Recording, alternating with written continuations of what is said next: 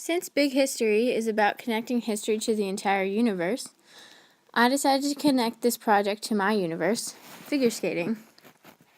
The most obvious place to start would be to look at ice skates.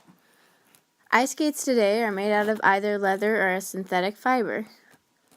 The blades are a blend of platinum and steel. None of these materials would be available if it weren't for the third threshold of Big History. The third threshold is when the stars died and created the elements. Before this, there were only protons and helium that composed the universe. Still today, those elements are the most abundant. However, this threshold describes when very high temperatures and pressures resulted from old and aging or dying stars, and a few elements were created. And then the rest of the elements were formed after a supernova when a really, really big star died. From this event, chemistry was enabled to become prominent enough that skates the way they are today, with a complex blend of metals and a synthetic fiber, are possible. In fact, it was in the early 1900s that the first synthetic fiber was created, and it was considered a major breakthrough in chemistry, but it was also a major breakthrough in terms of figure skating, because now skates are made of a synthetic fiber, much like it. In summary, the creation of the first elements led to chemistry, and then chemists used the elements to create materials such as those found in skates. Inventions such as figure skating or the materials of skates or the Olympic Games would never have come to exist if the history of the universe did not follow the exact course that it did.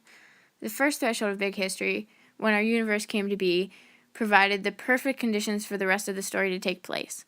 The Big Bang describes the instantaneous expansion and cooling of the universe that allowed dark matter and energy to appear. After this comes possibly the most important part of history before there were humans. That is, if you're relating it to figure skating. It is the most basic ingredient needed to figure skate, so ice. This event is when the Earth melted as a result of how hot it was after its formation. After the Earth melted, all of the heavy materials sunk to the middle, and therefore the metallic core of the Earth was formed, and that made the lighter materials become the surface of the Earth. Then, the oceans and the land separated, and people settled on the land and then created skating because they had to develop a way to get over the water efficiently. After this, the ozone layer was formed. The ozone layer is crucial for allowing ice to form. It protects Earth from the sun's rays, and therefore it was crucial in keeping potential ice rinks from melting. Figure skating is the oldest sport in the Olympic Winter Games. The Olympic Games were started in ancient Greece.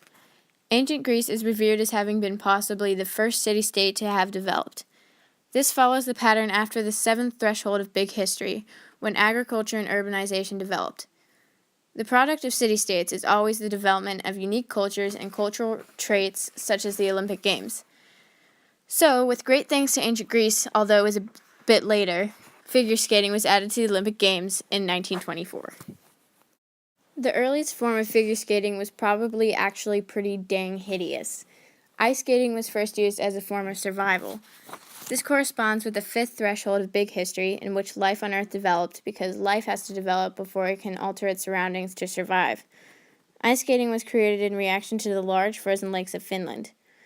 National Geographic looked into the earliest form of ice skating and found that ancient Finland would have been the most practical birthplace of the now popular winter sport. Figure skating was invented around 3000 BC for practical reasons. It was in response to the unique geographical composition of Finland, because Finland has more lakes than any other region in the world. These lakes are frozen the majority of the time because sunlight is only there for a few hours per day. Skating was developed in order to survive the bitter winters. It was important to conserve even the energy these early people used because they spent their entire days looking for food, maintaining shelters, and doing what was necessary to survive. Skating reduced their physical energy costs by 10%. The skates they made were made out of animal hides, and they used the animal bones as blades. The savings in energy was caused by reduced friction on the ice, often due to residual animal fat left on the bone. Clearly, the early versions of skates were very crude in comparison to those used today. In this picture, you can see that they attached the animal bones to their feet with leather straps. The blades were not advanced enough to provide the fins with the ability to push off on their own, so they used a stick to propel themselves across the ice. The eighth and final threshold of Big History is modernity. The blades of skates evolved to be made out of wood after the animal bones. The metal blade was first put on the ice skate by the Dutch in the 13th century.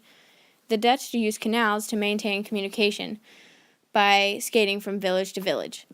The science behind the metal blade that makes it an improvement over the wood was that it reduced the friction of forward motion. It also reduced the resistance to lateral slipping. Now people were able to skate without the stick to aid their movement. These blades were expanded upon to create steel-bladed skates that allowed complex movements and turns in 1850.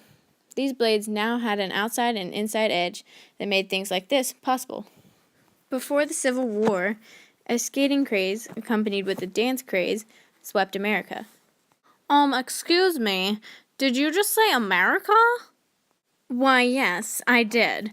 Without my boy, Christopher Columbus, skating may never have reached the level of popularity that has allowed it to grow. In Jackson Haynes' lifetime, 1840 to 1875, he drastically affected the style of the sport. He was previously a ballet master and used this experience to combine skating with dance. In order to do this, though, ballet had to have first been invented. Ballet was invented by King Louis XIV. He wanted a way to entertain the nobles and to impress the people that came to visit the Palace of Versailles. By combining ballet and skating, the sixth threshold of big history, collective learning, is illustrated. In the concept of big history, skating would never have been possible without the development of the earth, the extinction of the dinosaurs, or the development of city-states and agriculture. Thanks to Goldilocks conditions, the idea that the conditions must be just right for things to happen, figure skating was created. Big history can be limiting in that it is much harder to go into great detail for specific events. However, the takeaway can often be more valuable.